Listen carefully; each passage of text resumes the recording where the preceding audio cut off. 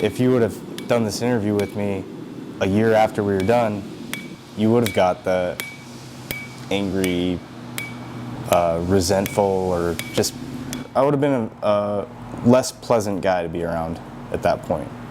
And, you know, I've had all this time to not really reflect, but to kind of grow into my situation, I guess. On August 3rd, 2005, Marine Lance Corporal Travis Williams lost his entire squad. 11 friends dead in an instant of flames and smoke on a road in Iraq. Williams was ordered to change vehicles just before that day's patrol.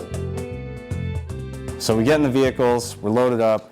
The other guy that I was really close with, Bernholtz, is right across the way. And I just remember getting tapped, you know, from above, from the troop hatch where Major Toland was sitting, said, "Hey, we're in the next vehicle, we're not in this track." I remember getting up, walking off the end of the ramp and looking back at those guys and being like, "Hey, I'll catch you on the flip side." Shortly afterwards, the original vehicle drove over an enormous buried bomb. 7 years later, Williams is still trying to come to terms with what happened that day and how to move on with his life. I feel like of all the people that were killed in that explosion, I shouldn't have been the guy that was pulled out in the morning. And I feel guilty that I'm back here, I'm alive. These guys had wives and girlfriends and kids, and I don't have any of that. I don't have any, you know, I have 3 dogs. Our squad leader was Justin Hoffman, and he was from Ohio. He was a great squad leader. He kept everybody on task, and he also made sure that we all remembered that we weren't just in that country to kill people. Reed,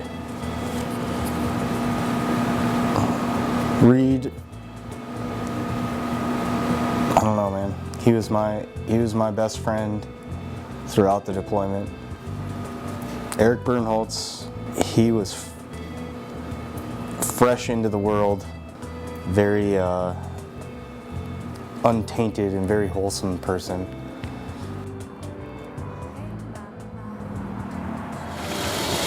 For the past year, the 29-year-old has been working at Bearing Made Knives, a small company in Missoula, Montana, that produces custom-made hunting and combat knives. Williams forges the steel, cuts the blades, and polishes the ivory and antler handles. For long hours each day, he lets the noise drown out the memories. It's not hard to have a good day. It's just, I don't know. It's not the same day that me before Iraq would have had.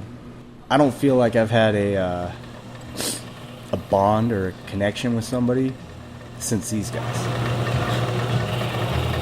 It's not that I consciously tell myself I don't want to have that. It's just that I don't think I'm physically able to have that.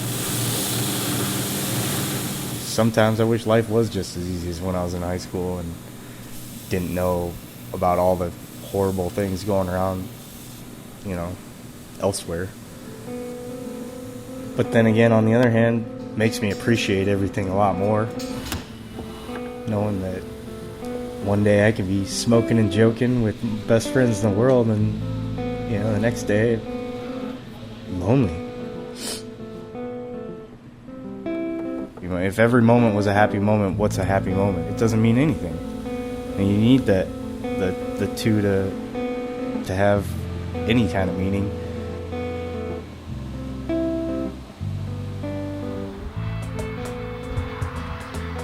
For the Wall Street Journal, this is Michael M. Phillips in Missoula, Montana.